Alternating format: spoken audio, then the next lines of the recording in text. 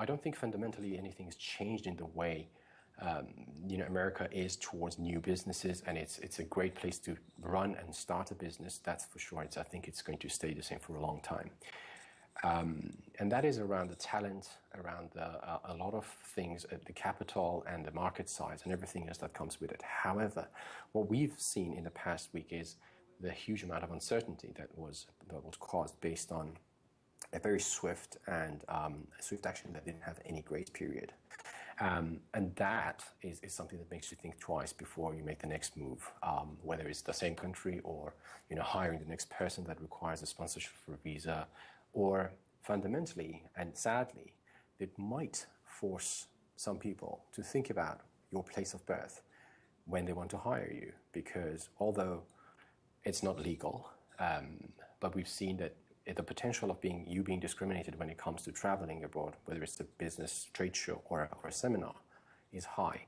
And if these disruptions are going to be something uncertain that the businesses cannot predict, I would imagine that some employers will think twice before they want to hire a British national who was born in Iran, Iraq, or Somalia.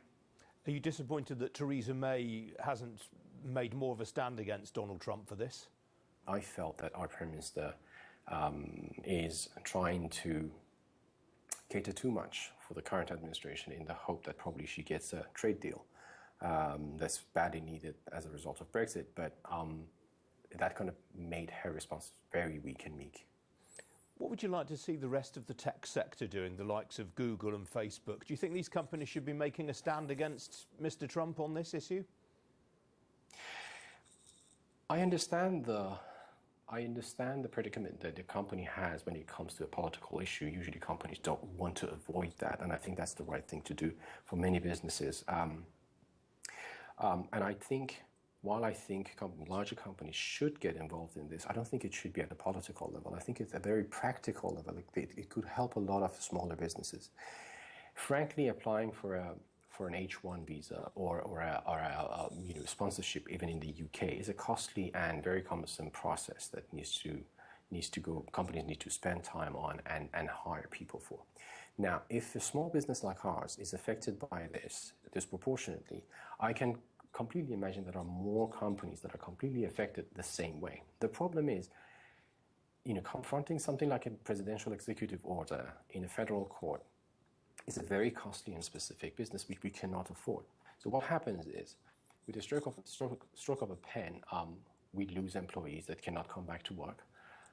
But companies like Apple, like Google, like Facebook, I'm sure they have sponsored a lot of other employees from those affected countries. I would imagine they would have to challenge this on the basis of work visas at least, or green card holders, which has changed since, but at least work permit holders to come back to work, and they will challenge it. And I think, depending on how they approach it legally, it might open up some legal precedent for smaller companies like us who cannot confront, who cannot afford to go to court and pay the legal fees. So open up the way for us to bring our people back to work and just get on with our businesses. What would you say to Donald Trump if you could speak to him personally? I think that's a difficult question. I think this could have been handled in a much smoother way with a lot of thought and communication, and a lot of things that could have been could have prepared people in the way that they would then know what to do. And I think there was a lot of things that could have been thought through, but I think that didn't happen, and that's a disappointing part from a president that's very business friendly.